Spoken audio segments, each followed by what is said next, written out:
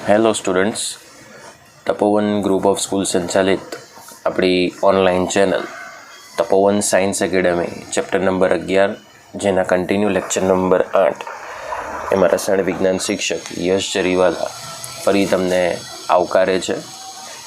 ગઈકાલે આપણે આલ્કોહોલમાં મિથેનોલ, ઇથેનોલની બનાવટ, ગુણધર્મો, ઉપયોગો અને આલ્કોહોલનું વિકૃતિકરણ કેવી રીતે થાય છે એના વિશેની ચર્ચા કરી. આ ઉપરાંત જો મિથેનોલ મિશ્રિત ઇથેનોલ જો કોઈ દારૂનો વ્યસની પી લે તો એને કેવી આડઅસરો થાય છે એના વિશેની આપણે ચર્ચા કરી. સો આલ્કોહોલની વાત અહીં સંપૂર્ણપણે સમાપ્ત થાય છે. આજે આપણે ફિનોલની શરૂઆત કરીશું, બરાબર. અને એ ફિનોલની શરૂઆત આપણે તેના ભૌતિક ગુણધર્મો સાથે શરૂઆત કરીએ.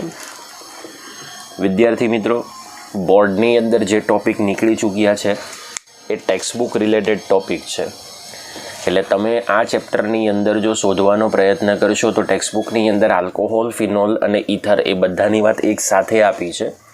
પેમ્પલેટની અંદર એ બધી જ માહિતી મેં અલગ અલગ સ્વરૂપે જ્યારે શરૂઆત થાય છે જે સંયોજનની ત્યારે મેં દર્શાવીને તમને આપી છે.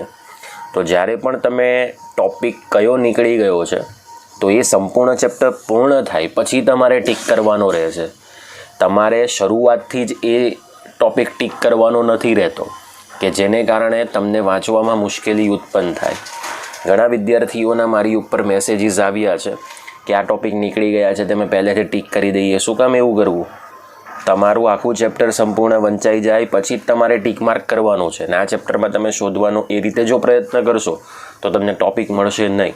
એટલે પહેલાં સંપૂર્ણ ચેપ્ટર વાંચી લો અને ત્યારબાદ તમે એ ટૉપિકને ક્લિયર કરો કે આ ટૉપિક નથી. ઓકે, ચાલો અત્યારે આપણે ફિનોલના ભૌતિક ગુણધર્મોની જે વાત કરવાના છે એની અંદર પહેલો જે ભૌતિક ગુણધર્મો છે, પહેલો ભૌતિક ગુણધર્મ જેમાં એવું કહે છે કે લગભગ સમાન આણ્વીય દળ ધરાવતા ટોલ્યુઇન અને ફ્લોરોબેન્ઝીન, ટોલ્યુઇન અને ફ્લોરોબેન્ઝીન આ બંને કરતાં ફિનોલનું ઉત્કલન બિંદુ ઊંચું હોય છે, બરાબર. મતલબ ફિનોલનું ઉત્કલન બિંદુ એ તેને લગભગ સમાન આણ્વીય દળ ધરાવતા ટોલ્યુઇન અને ફ્લોરોબેન્ઝીન કરતાં ઊંચું હોય છે. વાય? ટોલ્યુઇનની વાત કરીએ તો ટોલ્યુઇનનું આણ્વીય સૂત્ર છે C6H5CH3 અને ફ્લોરોબેન્ઝીનનું છે C6H5F.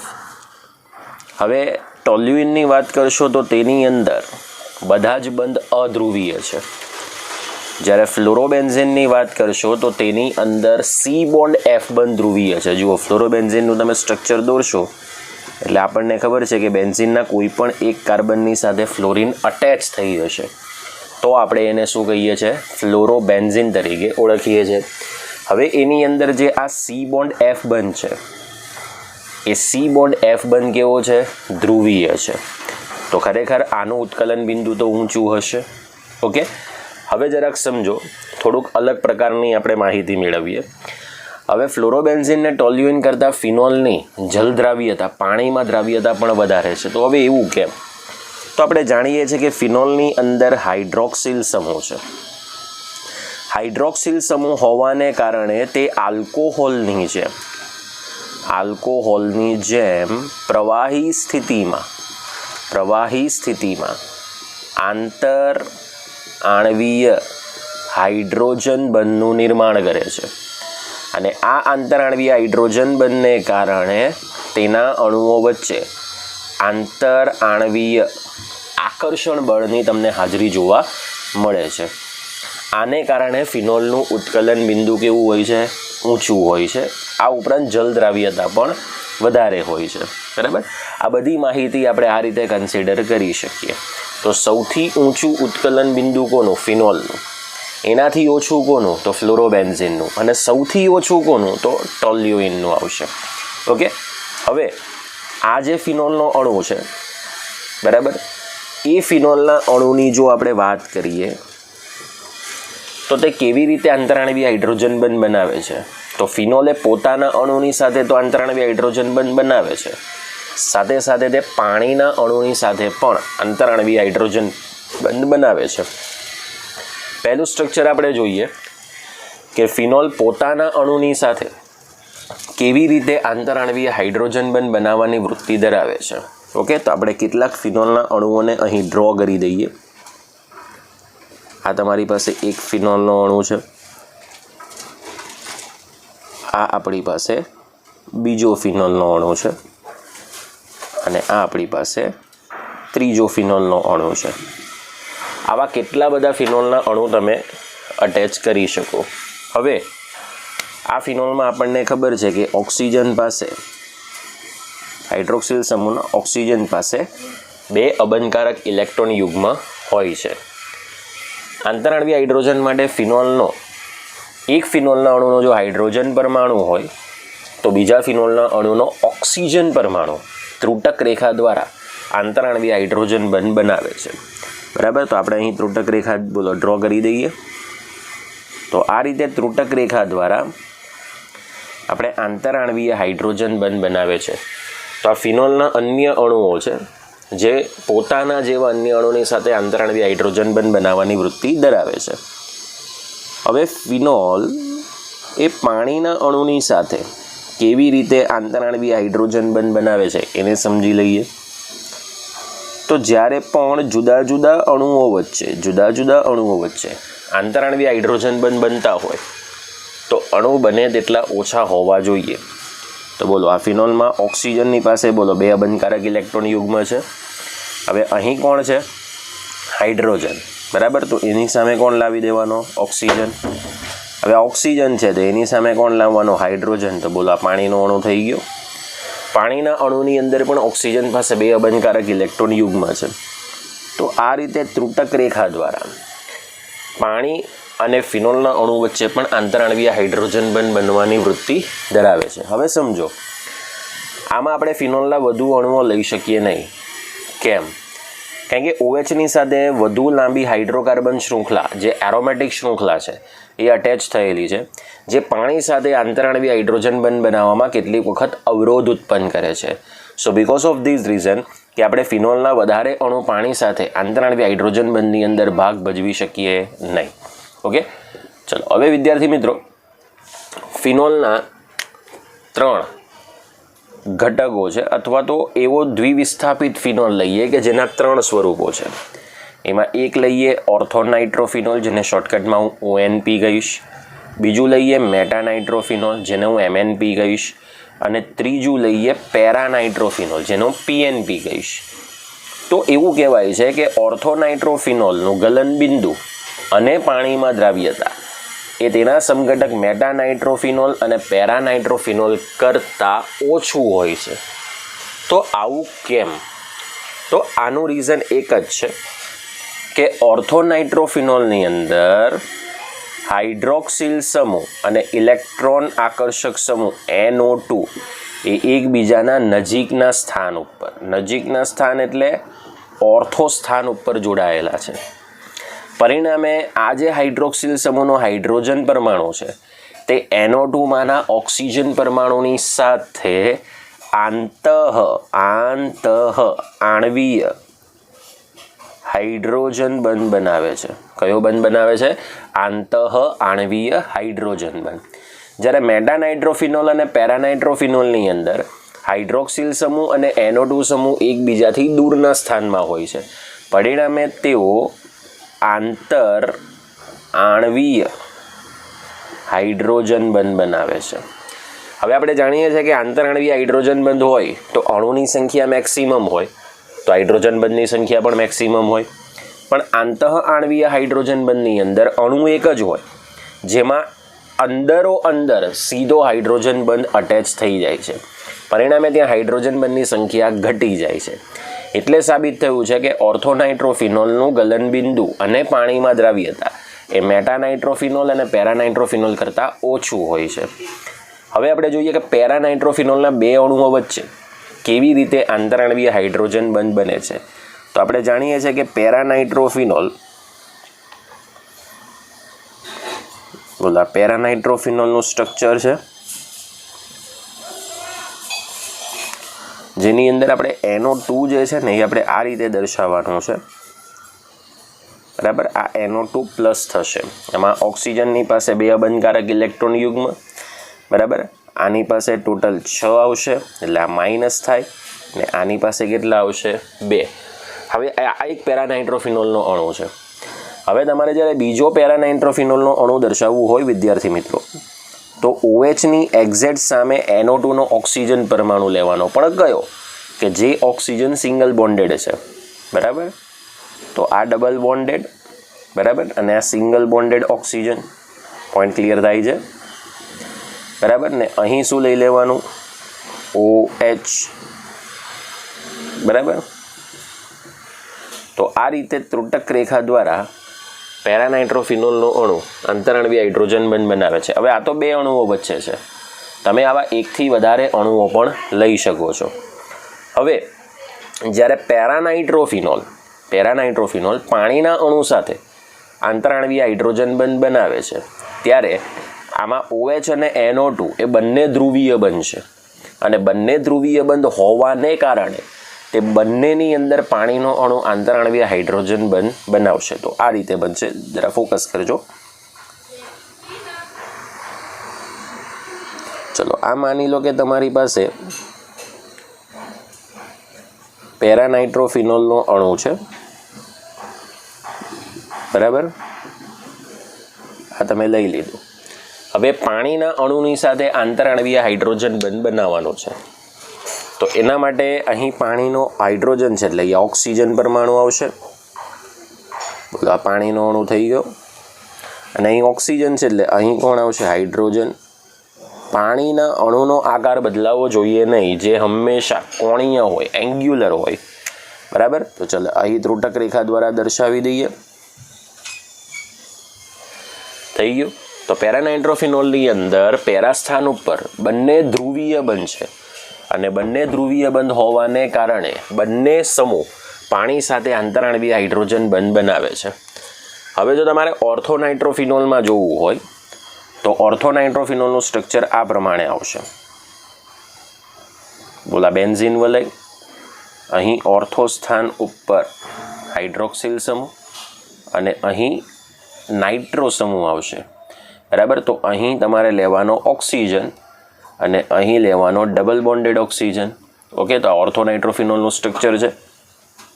જે સિંગલ બોન્ડેડ ઓક્સિજન છે એની પાસે 6 બંધકારક ઇલેક્ટ્રોન અથવા 3 બંધકારક ઇલેક્ટ્રોન યુગ્મ. તો આ રીતે ત્રુટક રેખા વડે તમારે બંધ દર્શાવવાનો. તો તમે જોઈ શકો છો કે ઓર્થોનાઇટ્રોફિનોલની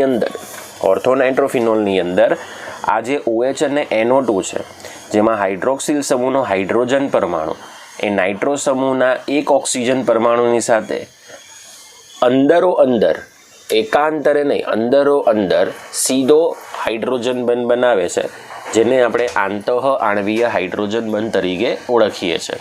ઓકે, તો આ રીઝન છે યોગ્ય રીતે ફિનોલના ભૌતિક ગુણધર્મોનું. ઓકે, તો બેઝિકલી આ થઈ ગયા ફિનોલના ભૌતિક ગુણધર્મો.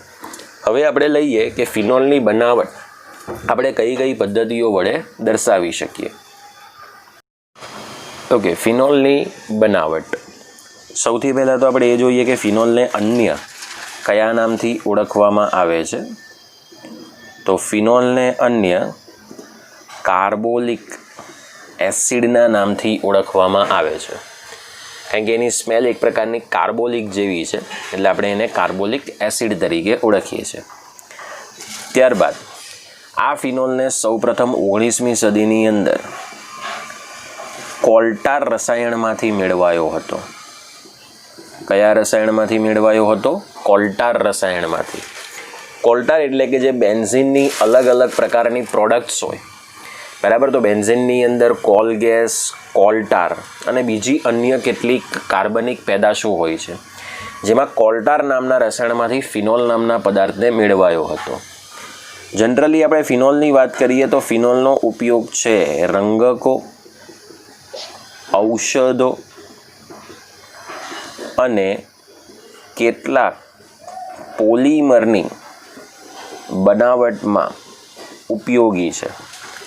એટલે આ પોલિમરની બનાવટની અંદર ઉપયોગી હોવાને કારણે તેની જે પ્રોસેસ છે એ ઔદ્યોગિક રીતે હોવી જોઈએ.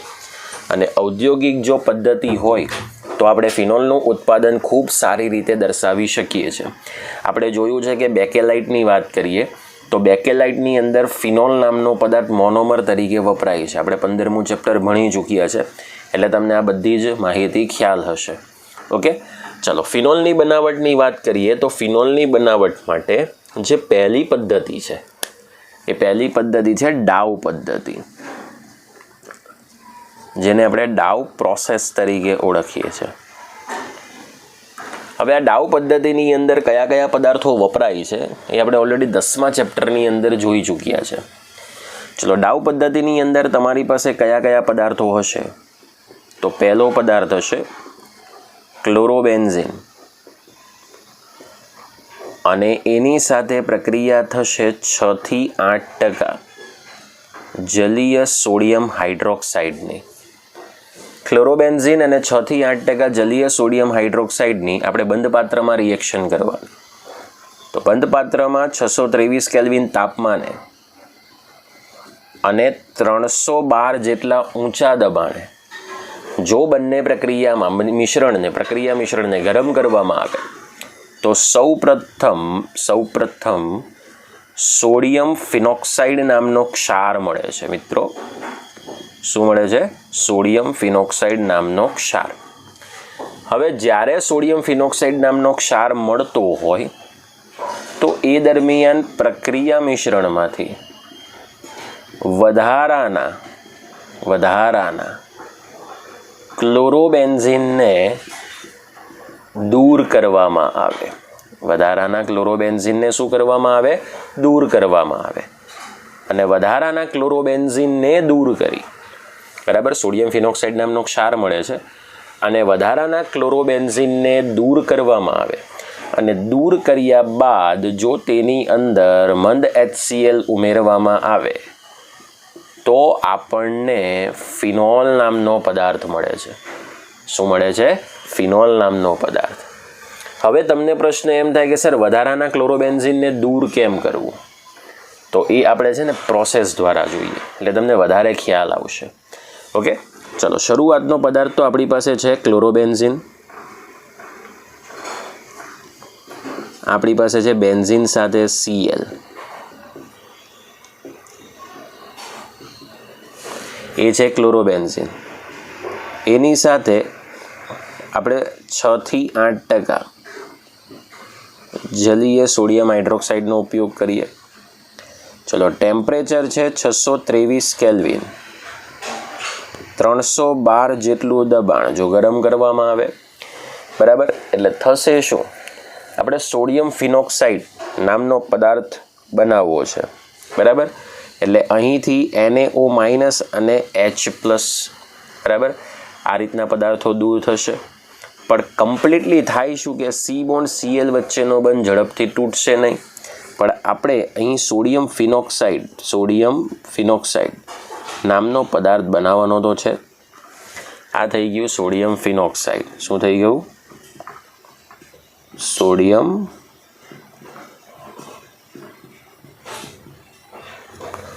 ફિનોક્સાઇડ. હવે એના માટે છે ને તમારે અહીં 2 મોલ NaOH નો ઉપયોગ કરવાનો. ચલો 2 મોલ NaOH ભાગ કેવી રીતે પડશે? એક ભાગ પડશે Na+, બીજો ભાગ પડશે Na+O-, બરાબર, એટલે એક O તો આવી ગયો અને પ્લસ એક ભાગ શું છૂટો પડશે? H2O. હવે જોજો આ Na+ સીધો જોડાઈ જશે Cl- ની સાથે, એટલે શું દૂર થશે મિત્રો? NaCl. અને પ્લસ બીજી આડપેદાશ શું દૂર થશે? H2O. કારણ કે આ જે Na+O- છે તે સીધો આ બંધ તોડી નાખશે અને આ સીધો અહીં એટેચ થશે, એટલે બોલો સોડિયમ ફિનોક્સાઇડ બની ગયું.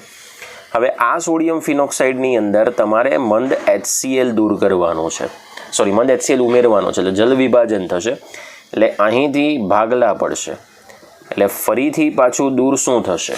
NaCl. અને લાસ્ટ અંતિમ ભાગમાં O સાથે H જોડાઈ જશે અને આપણને કયો પદાર્થ મળશે? ફિનોલ. બટ માઇન્ડ વેલ કે આ ફિનોલ ડાયરેક્ટ એમને મળતો નથી. જ્યારે સોડિયમ ફિનોક્સાઇડ બનતો જશે તો સોડિયમ ફિનોક્સાઇડનું પ્રમાણ ઓલરેડી તમારે વધારવું પડે, બરાબર. તો એના માટે વધારાના ક્લોરોબેન્ઝિનને તમારે દૂર કરવાનો. તો કેમ એવું થાય? કારણ કે આ જે સોડિયમ ફિનોક્સાઇડ છે એ ફરીથી પાછો આની અંદર બેક રિએક્શન કરશે, પ્રતિવર્તી રિએક્શન. એટલે સોડિયમ ફિનોક્સાઇડ અને ક્લોરોબેન્ઝિન જોડાઈ જશે, બરાબર. હવે થાય શું કે જે આપણી પાસે આ સોડિયમ ફિનોક્સાઇડ બન્યો છે, બરાબર, બેન્ઝિન ઉપર ONA એટલે આપણે એને ફિનોલનો સોડિયમ ક્ષાર કહીએ, સોડિયમ ફિનોક્સાઇડ, પ્લસ આ ક્લોરોબેન્ઝિન જે ઓલરેડી પ્રક્રિયા મિશ્રણની અંદર તમને જોવા મળે છે, બરાબર. એ બંને એકબીજાની સાથે રિએક્શન કરશે અને બંને રિએક્શન કરીને બનાવશે ડાયફિનાઇલ ઈથર. શું બનાવશે? ડાયફિનાઇલ ઈથર. હવે આ જે ડાયફિનાઇલ ઈથર છે તે એકચ્યુઅલી ફિનોલના ઉત્પાદનમાં ઘટાડો કરે છે. એટલે લો શેટેલિયરના નિયમ મુજબ એવું છે કે જો આપણે પહેલેથી ડાયફિનાઇલ ઈથર પ્રક્રિયા મિશ્રણમાં ઉમેરી દઈએ, બરાબર, એટલે એક એવો પદાર્થ ઉમેરી દીધો કે જે કદી બનવાનો જ નથી, એટલે ફરીથી પાછી બેક રિએક્શન થશે. એટલે આ પ્રક્રિયા પ્રતિવર્તી રીતે થશે. આ પ્રક્રિયા કેવી રીતે થશે? પ્રતિવર્તી રીતે. એટલે જો પ્રક્રિયા મિશ્રણની અંદર પહેલેથી આપણે ડાયફિનાઇલ ઈથર નામનો પદાર્થ ઉમેરી દઈએ તો બોલો ક્લોરોબેન્ઝિન ને સોડિયમ ફિનોક્સાઇડ અલગ થઈ જશે. એટલે એઝ આ પ્રક્રિયક તરીકે વધશે અને પ્રક્રિયક તરીકે આનો જથ્થો વધારી દેવામાં આવે તો ક્લોરોબેન્ઝિન ને સોડિયમ ફિનોક્સાઇડ અલગ થયા કરશે અને ક્લોરોબેન્ઝિન અલગ થયા કરે તો આ બે એટેચ તો થવાના નથી, કારણ કે ક્લોરોબેન્ઝિન તો એક સાઈડથી તમે દૂર કરતા રહેશો. એટલે હવે તમે સોડિયમ ફિનોક્સાઇડનું પ્રમાણ શું કરી શકશો? વધારી દેશો અને એની HCl સાથે રિએક્શન કરવાથી આપણને કયો પદાર્થ મળશે? ફિનોલ. સો આ આખી પદ્ધતિને કહેવામાં આવે છે ડાઉ પદ્ધતિ. કઈ પદ્ધતિ કહેવામાં આવે છે? ડાઉ પદ્ધતિ. તો ખૂબ અગત્યની પદ્ધતિ હતી, પણ ડાઉ પદ્ધતિની અંદર ખર્ચો થોડો વધી જાય છે. કેમ? કારણ કે તમારે આ કેમિકલને પણ પ્રક્રિયા મિશ્રણની અંદર શરૂઆતમાં એડ કરવાનું છે, એટલે ખર્ચો વધી જાય. તો એની અવેજીની અંદર એક એવી બીજી પદ્ધતિ વાપરવામાં આવી કે જેનો ઉત્પાદન ખર્ચ ઓછો પણ ફિનોલનું ઉત્પાદન આપણે પૂરતા પ્રમાણમાં કરી શકીએ છીએ. દેટ્સ કોલ્ડ ક્યુમિન પદ્ધતિ. ક્યુમિન અહીંયા કોઈ વૈજ્ઞાનિકનું નામ નથી, પણ ક્યુમિન પદ્ધતિની અંદર ક્યુમિન નામનો એક પદાર્થ મળે છે અને એ પદાર્થ દ્વારા આપણે આગળની બધી જ પદ્ધતિ દર્શાવવામાં આવે છે, મતલબ બધી પ્રક્રિયા કરવામાં આવે છે. ઓકે, તો આનો સ્ક્રીનશોટ પાડવો હોય તો પાડી દો. આ પેમ્પલેટની અંદર અહીંયા 633 કેલ્વિન છે તો એ સુધારીને 623 કેલ્વિન કરી દેજો, બરાબર, કારણ કે નવા સિલેબસની અંદર ટેક્સ્ટબુકમાં 623 કેલ્વિન લખ્યું છે. એટલે જ્યારે પણ ડાઉ પદ્ધતિ આવે એટલે એક વાત ધ્યાનમાં રાખવાની, ક્લોરોબેન્ઝિન અને 6 થી 8% જલીય સોડિયમ હાઇડ્રોક્સાઇડ જ ઉપયોગી બને. ઓકે, ચલો હવે આપણે નેક્સ્ટ પ્રોસેસ પર જઈએ જેને આપણે ક્યુમિન પદ્ધતિ કહીએ છીએ. ચલો સેકન્ડ પ્રોસેસ છે ક્યુમિન પદ્ધતિ, જેમાં બેન્ઝીન અને પ્રોપીનના મિશ્રણને બંધ છિદ્રાળુ પાત્રમાં ફોસ્ફોરિક એસિડ ઉદ્દીપકની હાજરીમાં 523 કેલ્વિન તાપમાને ગરમ કરવામાં આવે તો સૌપ્રથમ આપણને મધ્યસ્થી નિપજ મળે છે જેનું નામ છે ક્યુમિન. ક્યુમિનનું બીજું નામ છે આઇસોપ્રોપાઇલ બેન્ઝીન. કયું નામ છે? આઇસોપ્રોપાઇલ બેન્ઝીન. ચલો હવે આ જે આઇસોપ્રોપાઇલ બેન્ઝીન છે એની અંદર 5% જલીય સોડિયમ કાર્બોનેટ 5% જલીય સોડિયમ કાર્બોનેટ પદાર્થની હાજરીમાં હવા એટલે કે O2 પસાર કરવામાં આવે તો આપણને ક્યુમિન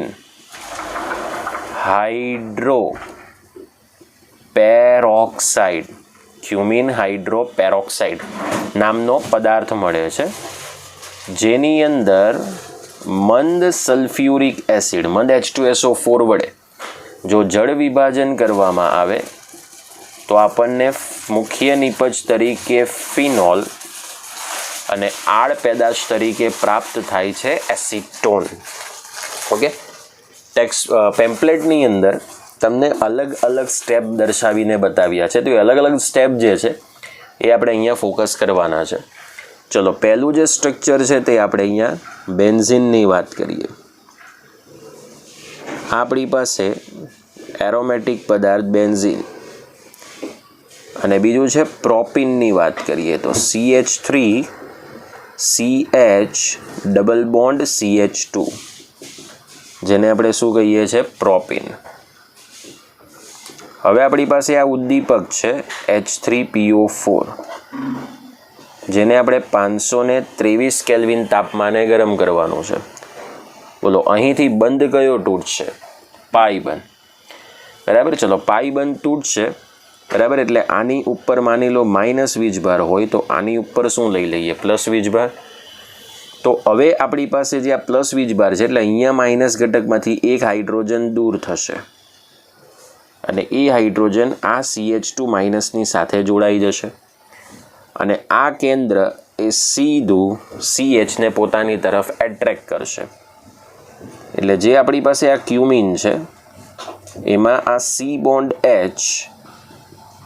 અને આ બે મિથાઇલ સમૂહ, તો CH3 CH CH3. હવે અહીંયા તમે જુઓ છો બેન્ઝીન છે. બરાબર, એટલે આનું તો નામ આપવામાં આવે ક્યુમિન. તો ક્યુમિનનું સ્ટ્રક્ચર તમને ખબર પડવી જોઈએ. બેન્ઝીન ઉપર CH3 ટ્વાઇસ. ઓકે, અને આને જ બીજું નામ આપવામાં આવ્યું છે આઇસોપ્રોપાઇલ બેન્ઝીન.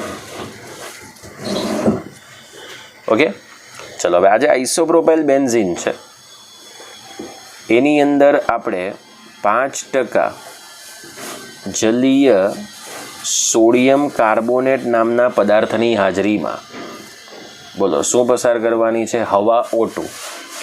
એટલે અહીંથી C બોન્ડ H બંધ તૂટશે અને ત્યાં પેરોક્સાઇડ શૃંખલા જોડાઈ જશે. તો આ આપણી પાસે બેન્ઝીન સાથે COOH. ઓકે, અહીં લઈએ CH3, અહીં પણ લઈએ CH3. તો આને કહેવામાં આવે ક્યુમિન હાઇડ્રોપેરોક્સાઇડ. શું કહેવામાં આવે? ક્યુમિન હાઇડ્રોપેરોક્સાઇડ. હવે મંદ સલ્ફ્યુરિક એસિડ. બરાબર, તો મંદ સલ્ફ્યુરિક એસિડ વડે શું કરવાનું? જળ વિભાજન. તો જેવું તમે જળ વિભાજન કરશો એટલે અહીં પેરોક્સાઇડનો બંધ તૂટશે, એટલે આ માઇનસ અને આ માઇનસ. બરાબર, તો આ જે માઇનસ શૃંખલા છે તે સીધી અહીં એટેક કરશે. બરાબર, એટલે અહીં આપણી પાસે બેન્ઝીનની સાથે શું જોડાઈ જશે? OH, એટલે ફિનોલ. ને આડ પેદાશ તરીકે મળશે એસીટોન. તો CH3 C double bond O CH3. હવે આ જે આડ પેદાશ તરીકે મળતો એસીટોન છે, જેને આપણે પ્રોપેનોન કહીએ છીએ, તે ખૂબ જ અગત્યનો ઉપયોગી દ્રાવક છે કે જેનો આપણે અન્ય કેટલીક પદ્ધતિની અંદર ઉપયોગ કરી શકીએ. ઓકે, એટલે અહીં જે આડ પેદાશ છે તેને પણ આપણે એક આગળના ઉપયોગી દ્રાવક તરીકે યુઝ કરી શકીએ છીએ. બરાબર, એટલે આ પદ્ધતિની અંદર ફિનોલનો ઉત્પાદન ખર્ચ ઓછો અને શુદ્ધતા વધારે હોય છે.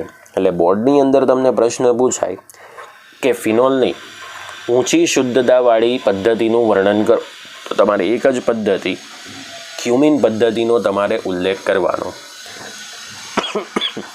પેમ્પલેટમાં પહેલાં તમને આ સ્ટેપ આપ્યો છે, બીજો આ સ્ટેપ આપ્યો છે, અને ત્રીજો આ સ્ટેપ છે, અને છેલ્લે તમને એકાંતરે થતી કુલ પ્રક્રિયા છે એનો તમને અહીંયા ઉલ્લેખ કરીને આપ્યો હશે. તો ટેક્સ્ટબુકની અંદર આટલું ડિટેલની અંદર લખ્યું નથી. ઓકે, આ ડિટેલની અંદર રિએક્શન આપી નથી, પણ પેમ્પલેટની અંદર મેં તમને દર્શાવી દીધી છે, એટલે આનો સ્ક્રીનશોટ પહેલાં તો પાડી દો. બોર્ડની અંદર એક પ્રશ્ન પૂછાયો હતો કે નીચેનામાંથી કયો પદાર્થ કિરાલ કાર્બન ધરાવતો નથી? બરાબર, તેમાં 4 ઓપ્શન હતા, તો 4માંથી એક ઓપ્શન હતો ક્યુમિન. બરાબર, તો તમારે ધ્યાન રાખવાનું કે ક્યુમિનની વાત કરીએ તો ક્યુમિનની અંદર કિરાલ કાર્બન નથી. કેમ? કારણ કે આ કાર્બન પાસે 2 CH3 સમૂહ સમાન થઈ જાય છે. મતલબ ઓપ્શન ત્યારે હતા અલગ અલગ, એ મને આઈડિયા નથી કે બીજા 3 ઓપ્શન કયા હતા, પણ એમાં એક પદાર્થ હતો ક્યુમિન. ક્યુમિન કદી કિરાલ કાર્બન ધરાવતો નથી. ઓકે, ક્યુમિનનું જો અણુસૂત્રની વાત કરીએ તો એ છે C9H12, અને ક્યુમિન હાઇડ્રોપેરોક્સાઇડનું જો આપણે સૂત્રની વાત કરીએ તો C9 બરાબર, પછી આપણે H12O2 આ ક્યુમિન હાઇડ્રોપેરોક્સાઇડનું સૂત્ર છે. ઓકે, તો આ વસ્તુ તમારે ધ્યાનમાં રાખવાની, એ તમને પરફેક્ટલી તમને એક્ઝામમાં પૂછી શકાય. ઓકે, એટલે સૂત્ર ક્યુમિન અને ક્યુમિન હાઇડ્રોપેરોક્સાઇડના પૂછાઈ ગયા છે ગયા વર્ષોની અંદર, બરાબર. અને તમારે એક વાત ધ્યાનમાં રાખવાની છે કે ક્યુમિનનું બીજું નામ છે આઇસોપ્રોપાઇલ બેન્ઝીન, બરાબર. તો હવે આપણે ત્રીજી પદ્ધતિ જોઈએ, સોડિયમ બેન્ઝીન સલ્ફોનેટમાંથી ફિનોલ. ઓકે, જે એની ત્રીજી ઔદ્યોગિક પદ્ધતિ છે, જે જર્મનીની અંદર વિકસાવવામાં આવી હતી. ઓકે, હવે આપણે ત્રીજી પદ્ધતિ લઈએ, એ છે સોડિયમ બેન્ઝીન સલ્ફોનેટમાંથી ફિનોલ. તો સોડિયમ બેન્ઝીન સલ્ફોનેટમાંથી આપણને ફિનોલ પદાર્થ કેવી રીતે મળશે? તો સૌપ્રથમ બેન્ઝીનની ક્રમશઃ ધુમાયમાન સલ્ફ્યુરિક એસિડની સાથે 353 કેલ્વિન તાપમાને જો બંધ પાત્રમાં ગરમ કરવામાં આવે તો આપણને સૌપ્રથમ મળે છે બેન્ઝીન સલ્ફોનિક એસિડ.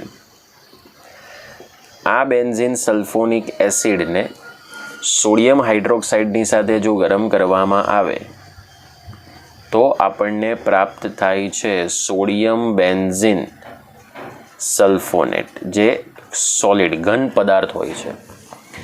હવે આ સોડિયમ બેન્ઝીન સલ્ફોનેટને 2 મોલ NaOHની અંદર 623 કેલ્વિન તાપમાને જો પીગાળવામાં આવે તો આપણને પદાર્થ મળે છે સોડિયમ ફિનોક્સાઇડ. અને આ સોડિયમ ફિનોક્સાઇડની અંદર જો HCl ઉમેરવામાં આવે, બરાબર, એસિડિક કરવામાં આવે તો આપણને અંતિમ પદાર્થ કયો મળે છે? ફિનોલ. આ એની એક સંપૂર્ણ સ્ટેપ માહિતી છે. અને આ પદ્ધતિ 1980ની અંદર સૌપ્રથમ જર્મનીની અંદર વિકસાવવામાં આવી હતી. તો કમ્પ્લીટલી હવે આપણે ક્લિયર કરીએ કે કેવી રીતે આપણે એને સાબિત કરી શકીએ. તો એની રિએક્શન લઈએ. ચલો, આપણી પાસે આપણો મૂળ પદાર્થ છે બેન્ઝીન, અને એની સાથે આપણે ધુમાયમાન H2SO4, જેને આપણે ઓલિયમ પણ કહી શકીએ છીએ, જેની 353 કેલ્વિન તાપમાને સલ્ફોનેશન પ્રોસેસ કરવાની છે. કઈ પ્રોસેસ કરવાની છે? સલ્ફોનેશન. ઓકે, ચલો, આપણી પાસે આ જે બેન્ઝીન છે એની સાથે જોડાઈ જશે SO3H, જેને કહેવામાં આવે બેન્ઝીન સલ્ફોનિક એસિડ. ચલો, આ બેન્ઝીન સલ્ફોનિક એસિડને NaOHની અંદર પ્રક્રિયા કરાવવાની. તો દૂર શું થશે? તો H2O. કેમ? તો આ Na+ અને OH- છે. ઓકે, હવે અહીંયા SO3- અને H+ છે, તો આ OH- જોડાશે H+ની સાથે અને SO3- જોડાશે Na+ની સાથે. એટલે આ આપણને પદાર્થ મળી જશે SO3- Na+, જે બેન્ઝીન સાથે જોડાય. તો પહેલાં ધન આયનનું નામ લખીએ સોડિયમ, પછી મૂળ એરોમેટિક હાઇડ્રોકાર્બન બેન્ઝીન, અને SO3- એટલે એને આપણે કહીએ છીએ સલ્ફોનેટ. ત્યારબાદ 2 મોલ્સ ઓફ NaOHની સાથે એની રિએક્શન કરવાની, બરાબર. એટલે કેવી રીતે? આમાં ફરીથી આવી રીતે 2 ભાગ પાડવાના, Na+O- અને આવશે H2O, બરાબર. હવે આ Na+ ને Na+ એટલે Na2 થાય. ઓકે, ટેમ્પરેચર મેન્શન કરવું પડશે. ટેમ્પરેચર છે 623 કેલ્વિન. ઓકે, આ Na+, એટલે Na2SO3 એક આડવેદાશ દૂર થશે, એક દૂર શું થશે? H2O. અને આ જે ONA- છે તે આ જે બંધ તૂટે છે એની સાથે સીધો અહીં જોડાઈ જશે, બરાબર. ન ખબર પડતી હોય તો હું અહીંયા એરો દર્શાવું છું એટલે તમને આઈડિયા આવશે. એટલે આ તમારો જે મૂળ પદાર્થ છે બેન્ઝીન સાથે ONA, જેને હવે આપણે કહીએ છીએ સોડિયમ ફિનોક્સાઇડ, જે ઓલરેડી તમે ડાઉ પદ્ધતિમાં હમણાં જ જોઈ ગયા. હવે એની અંદર એડ કરી દો મંદ HCl, એટલે NaCl આડ પેદાશ બોલો દૂર થશે.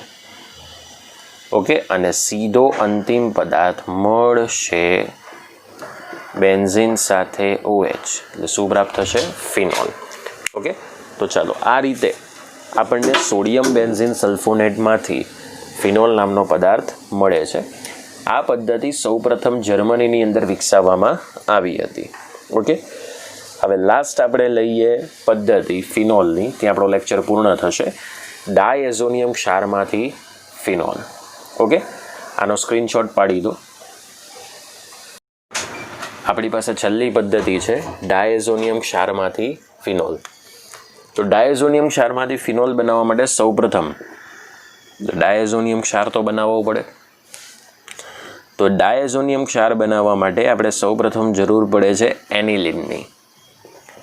એનિલિનની નાઇટ્રસ એસિડની સાથે HNO2 273 થી 278 કેલ્વિન જેટલા નીચા તાપમાને જો પ્રક્રિયા કરાવવામાં આવે તો આપણને સૌપ્રથમ BDC બેન્ઝીન ડાયઝોનિયમ ક્લોરાઇડ નામનો ક્ષાર મળે છે, જેને બંધ પાત્રની અંદર અથવા તો સીધું H2O સાથે જો ગરમ કરવામાં આવે તો આપણને અંતિમ પદાર્થ કયો મળે છે? ફિનોલ.